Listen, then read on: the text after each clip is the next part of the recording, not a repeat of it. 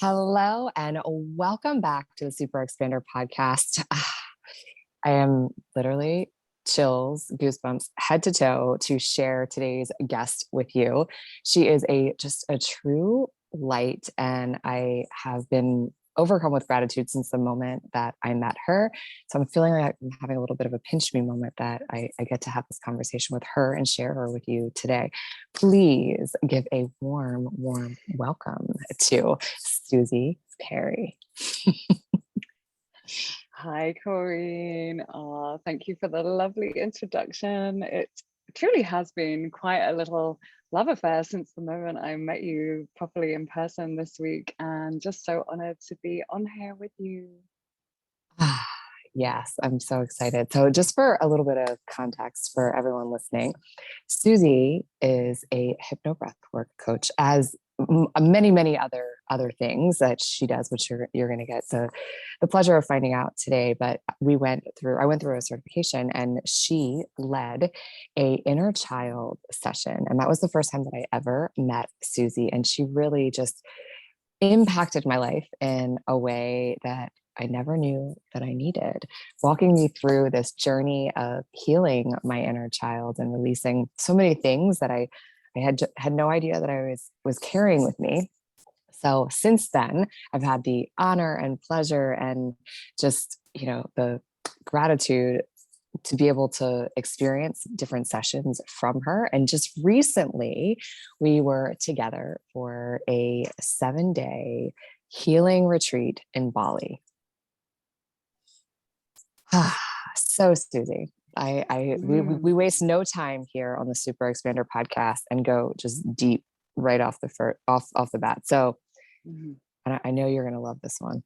I want you to share with everyone listening who you are deep down to your essence, to your core. I love that question. So, to my essence and core, I truly am love. I truly tap into the love frequency. I honestly, some days I wake up, I have so much love in my heart to give. I literally feel like I'm about to burst. And I just feel like my true purpose here in life is to give love, receive love, and that's all that truly matters. Love makes the world go round. Hey. Oh my gosh. So as you can see, I mean, you're already changing the world because the world needs so much love right now. And so I picked up from you just recently the ritual that you have in the morning of giving yourself love, like giving yourself a hug and cradling your face. And so I've been practicing that the last few days, and such an impact in how your day starts, the way that the love really originates from the moment that you wake up in the morning, and you can pass that on to every person that you come in contact with, which really starts to create a big ripple effect. So tell me about how that ritual began. Yeah, so that ritual actually began during my brain injury. So during the first year of my brain injury, I was still with my ex-partner. But then after we split up, I still was very isolated at home and bedbound for many months, and, stretching out for another couple of years for like months at a time, fully bedbound, not being able to have people come and visit me, not being able to leave the house, only like once a week for 1 hour per week, I was able to see a friend. Any more than that, and I would be in vertigo for weeks. So the only companionship I had during my brain injury after my partner and I had split up was 1 hour a week. And it was really lonely. And so during that time, that's when I started hugging myself and just giving myself the love and the intention and the touch that I so craved. And I mean, we all know this feeling now because since COVID, people understood it as well, suddenly being isolated, how that can affect you on like a mental health level, physical health level. So, if you can't get that from somewhere else, truly, anyway, even if you can get that from somewhere else, like it truly does start from within. So that's when I started to give myself all the love I needed. Any of the hard days that I had, if I was struggling, then there is like, I feel like, inner child work, which we do so much of in HypnoBreathwork, like that little scared, lonely child who just is scared in the world that we all have within us, then that cradling and cupping of the face, there's something so nurturing about that. Oh my gosh, they're so is. So part of something that the takeaway from that is, as I have started to implement that practice, and we were actually just chatting about this offline recently, is taking time to sort of romance the small moments in your life and to create Mm. rituals around the things that we do to making life a ceremony. And I feel like that is Mm-hmm. something that you are so gifted and so talented at, and the impact that has on the people that you're when you're holding space for them, and even just like for yourself in the way that it anchors in. So when inside of that, when you start thinking about the little ways of creating rituals and making things special to anchor Mm. them in, what's your favorite way to do that? Or if someone was like kind of thinking like, how you've piqued my interest, how could I start to create that vibe in my life, in my day? What would be some like tips or things you might share with someone over that? Yeah, well, it really is. It's such an interesting question because I feel like in our society, we're such a productivity based and action based, which is wonderful. But it feels like such a revolutionary act to stop and smell the roses along the way.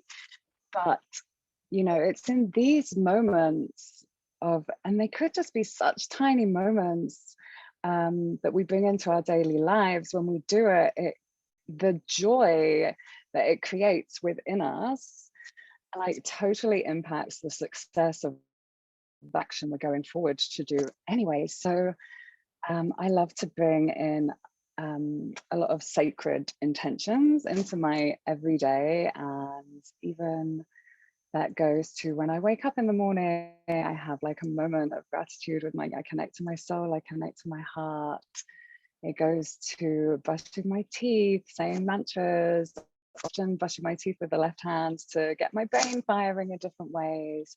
And yeah, just setting the intention, especially when I hold space in breathwork, I really make it into a ceremony. For me, that is a very important part of my practice, and the work that I share is to set a ceremonial space, because there is something in that intention that gives it a really deeper power. And I feel like whatever shifts happen in a sacred ceremonial space are like totally expanded. Oh my gosh, yeah. It anchors it in, makes it feel so special, gives you like so much Mm. more presence in the moment, Yes. making it And it an doesn't have to occasion. be, and it doesn't have to be big things, it's just setting the intentions, lighting candles, flowers, whatever the small things that are that bring you into the moment, that bring you into the body, and let it know that this is a sacred moment. So good, so juicy. So we've kind of already let the cat out of the bag a little bit that you Mm. facilitate hypnobreath work, but the work that you do is way deeper than facilitating breath work. There's so many more facets to it. So I'd love for you to share really the work that you do.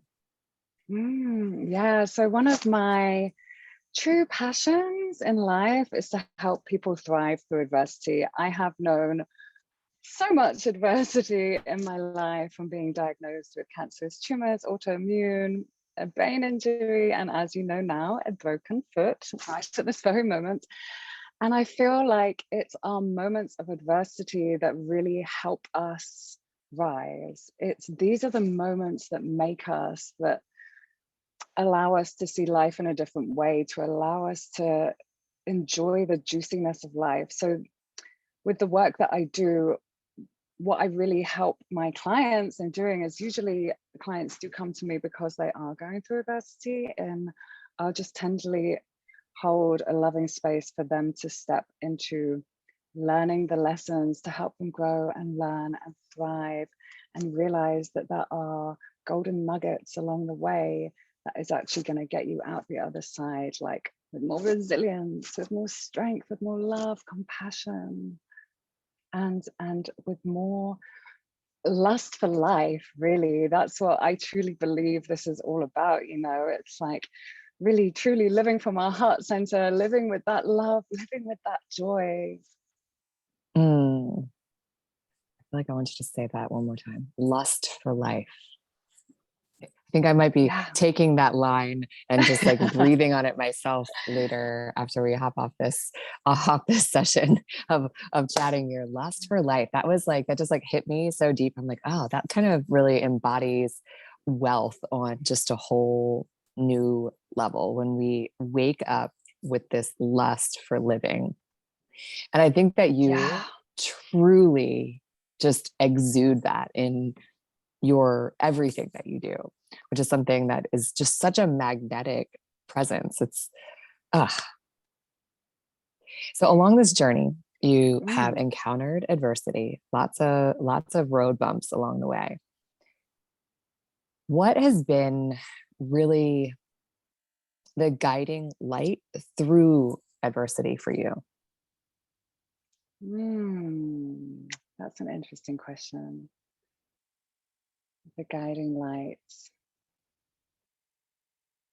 It's truly actually coming back to yourself. It's truly coming back to yourself for answers.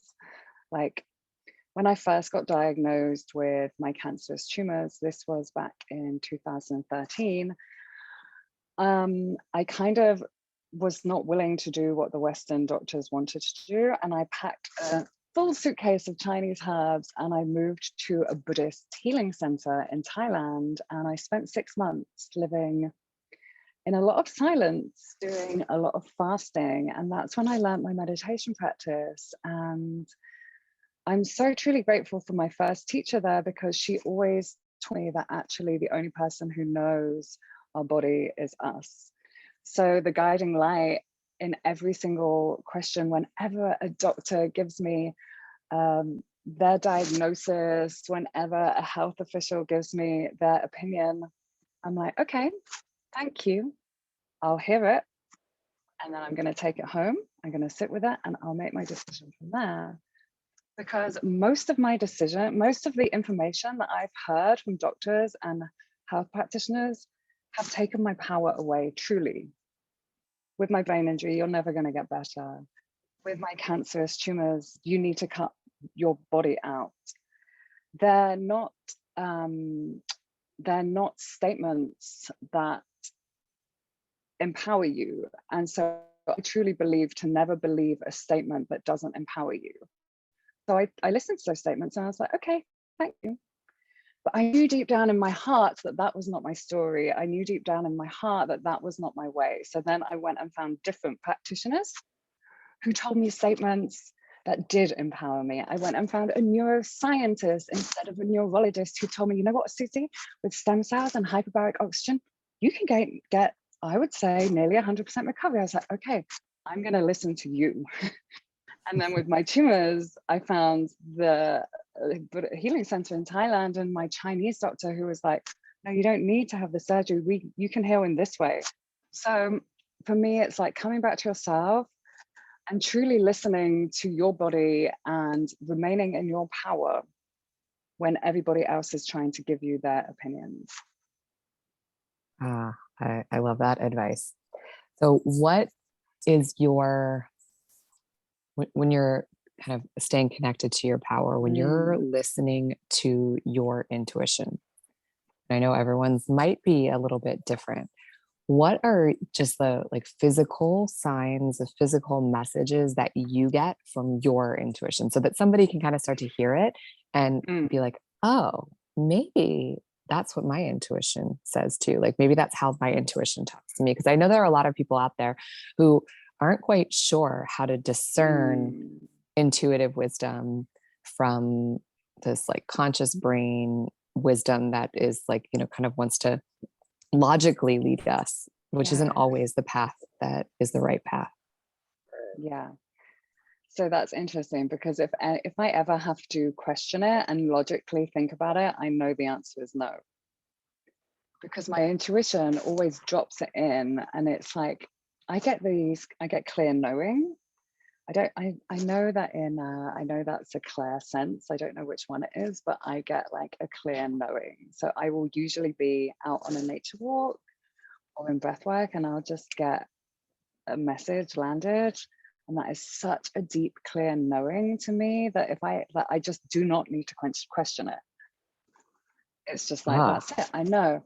And then usually if I sit with that knowing, I know if it's true, because I can expand my breath on it. I'll sit with it and I'll be like, how does it feel in my body? And if my breath feels tight and shallow, that's a no. If my breath feels open and loose, that's a yes. oh, I like that. If your breath feels open and loose. That actually makes me have a question for you then.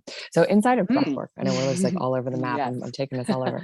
Inside of breathwork, I even, as you know, the thousands of sessions that I have practiced on my own, or experienced, there are some times when you're in breath that it feels like your chest is tight. Like you just can't Mm. get the breath in. Do you ever experience that? Yeah, usually if there's something I need to release, Oh. yeah, like an emotion, Mm-hmm. or usually if something's coming up for me, that I'll get that. Ah, okay. Good to know. Good to know. Mm. Okay. I do always So, like to use any physical sensations as a form of self-inquiry. So, if your chest feels tight or heavy, like I would start to inquire, like what's weighing heavy on my heart right now? mm, Or that's if a you get like the curiosity. clawing, yeah, if you get the clawing of fingers, the tetany, it's like, what am I holding on to in life? So I really love to like just play with like these physical sensations. I'm like, oh, because I've got to know my body so well over these years of healing. I'm like, what are you trying to tell me? I don't Yeah. not listen to my body for sure. Like if those sensations come up, I listen. Yeah, absolutely. So, when did breath work enter into your story, into your Mm. journey? Yeah, so actually 1 month before I had my traumatic brain injury, I discovered breathwork on a belly dance retreat here in Bali also. And I did one session with my teacher and I was absolutely hooked. I then went on to the Bali Spirit Festival, and like every single day I was like, where's the next breathwork? Where's the next breathwork? And I went to a class every single day for the whole time I was in Bali. It's like so addictive. I was like, I am so addicted to this oxygen right now. So like I signed up to all of the teachers, got on all their mailing lists. And then 1 month later, I had my traumatic brain injury. Now I couldn't leave my bed. And then I saw an email from the Alchemy of Breath that they were doing a 10-month online Zoom teachers training. And I was like, oh, I don't want to be a teacher, but he was my favorite teacher, the Anthony who owns Alchemy of Breath. And I was like, okay, I don't actually want to be trained as a teacher, but I do want somebody to hold me in the breath for 10 months. I can open a Zoom room whilst I'm in bed. That was the one thing I could do, and just breathe. So I did the 10-month teachers training, where every 2 weeks would have 4 hours online breathing. And that was honestly my savior. Like it was such a savior for me during that time. It helped me get blood flow and oxygen to my brain. It helped me to have a little community when I wasn't able to see my friends in real life. So yeah, that's how breathwork really entered into my life. And then I wasn't able to keep up with all the homework and the dissertation and the book theses. But a year later I could. So he then let me do it, the whole training all over again. And the second time I kept up I was able to do the written homework. Oh my goodness. So, you like have a PhD in breathwork, basically.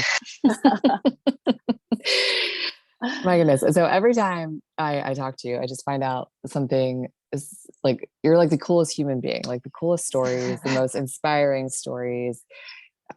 like really truly belly dancing in Bali, living in Thailand, and a Buddhist healing center. So many rich stories.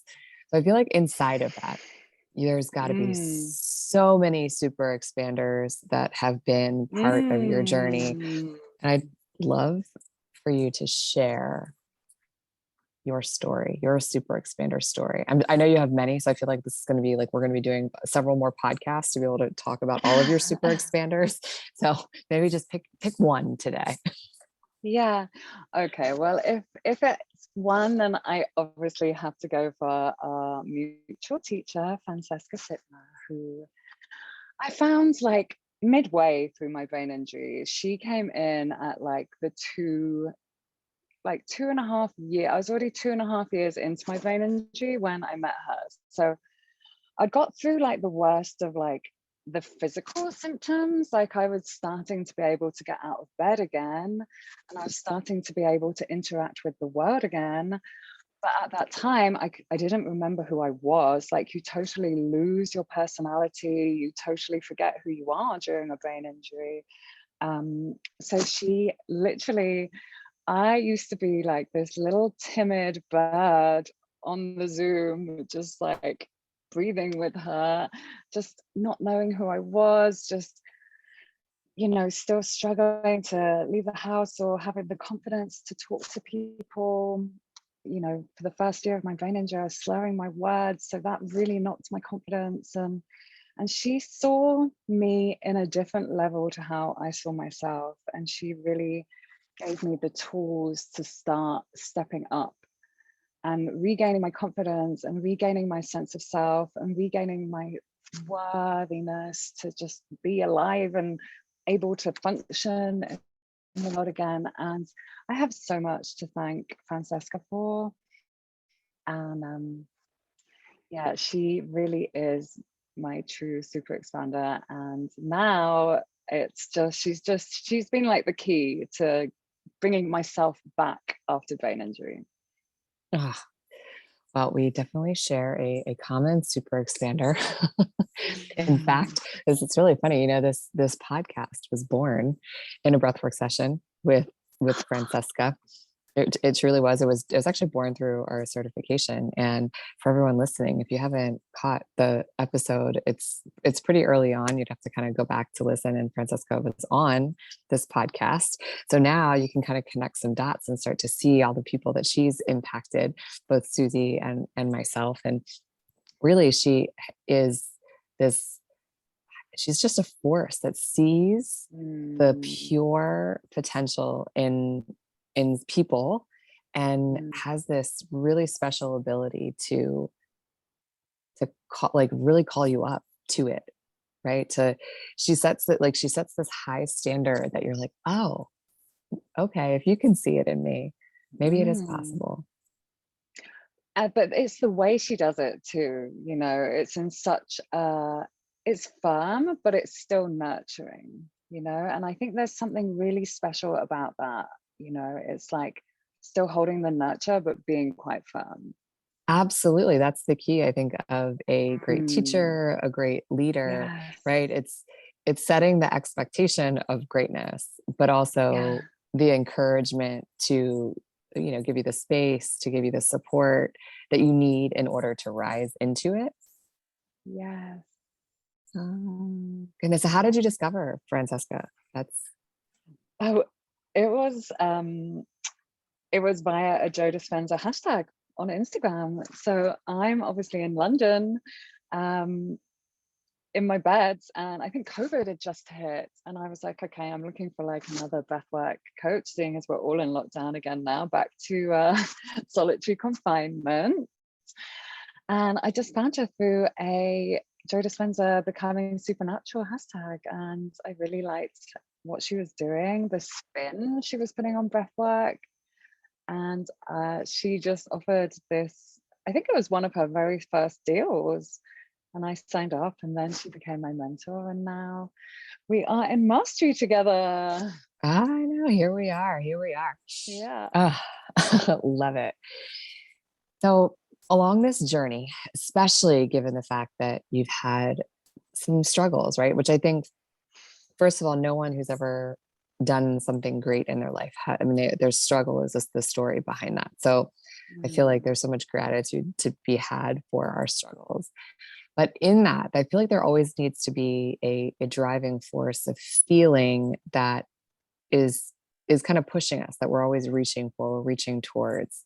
What is that for you? Because there had to be something really that would pull you through these things. Mm. That's interesting. What was pulling me through these things? It was, do you know what? I'm just not willing to live a substandard life. I really am not. Like, I want to live, we get one chance on this earth, or, depending on what religion you follow, depending your belief, but I want to live. I want to taste it all. I want to feel all the juiciness. I want to suck all the nectar out of every moment. And I'm just not willing to not live the fullest life. Ah, yeah, I think mediocrity is definitely probably one of the things that I'm most scared of. So I feel that, feel that. Mm.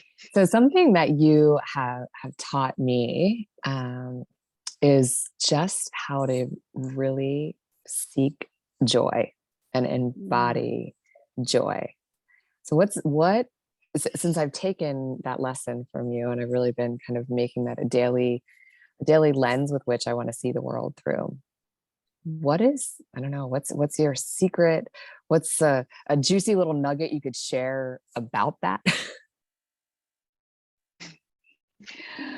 Okay, so probably not what maybe your listeners were expecting, but as I shared with you the other night, it's one of my true teachers of joy is realizing our impermanence and actually facing the fact that we're going to die one day. And from a very young age, I dealt with a lot of death. I had to look at my own mortality in the mirror a few times in my life.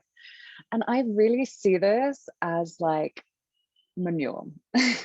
Okay, so the fact that we have to look at the fact that we're going to die one day like manure is shit, right? But however, if you use manure as fertilizer, you can fertilize the most precious growth garden of life to live.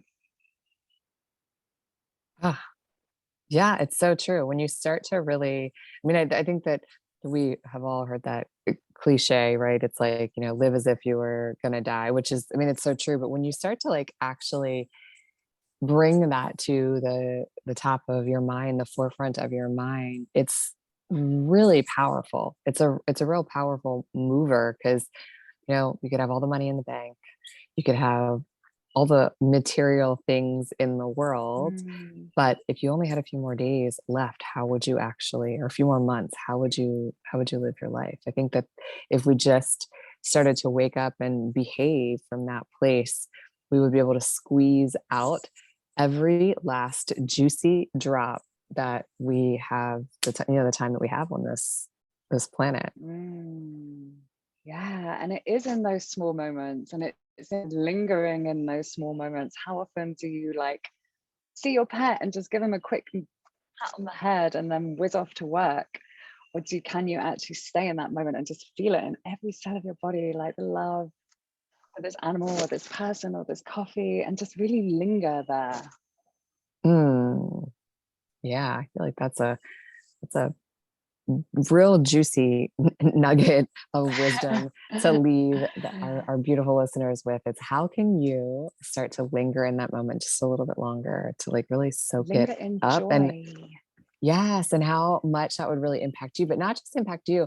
I think that the resonance, like when we start to vibrate at a different level when we actually take the time to do that, and again that becomes this like this transferable energy to the people that you come into contact with. Like, how often, if you were in that space when something happened that might anger you, would you just not even notice it? You just wouldn't even, or you'd be able to Mm. extend some compassion to the person whom is not in the level of joy that you're experiencing, and how you might be able to give a little bit of that to them.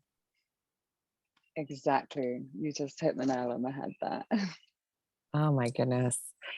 So I know that everyone listening wants to get into your world and they need to get into your world. So if you weren't thinking like, oh my gosh, I need to go follow Suzy right now, I'm telling you, I'm tasking you, you've got to stop what you're doing and you've got to follow her because she's got just so much wisdom to share. So how can they find you? What's the best way for them to find you?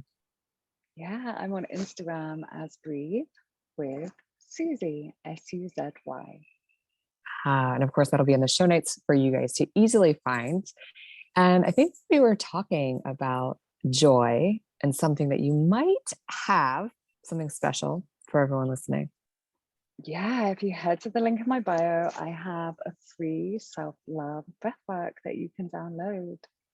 Ah, I'll also drop that link into the show notes too for ease. So you can grab that and you can go over to Instagram and follow Suzy, but don't just follow her. I mean, this is like a social platform. So make sure when you go over, follow her, say hello, and let her know how you found her, that you were listening to her story here on the Super Expander podcast. And you know, we love when you share. So be sure to share your biggest takeaway and tag us both on Instagram. Yeah, Thank love you, that. Suzy. Yes, yes, I know, right? So spread love, spread the joy, share the, sharing is caring. So Mhm. I am eternally grateful that we had this time to have this conversation and for you to share your light and share your joy with the Super Expander audience. So thank you. Thank you. Thank you. Thank you so much, Karine. It's such a pleasure. And I will catch you on the next episode.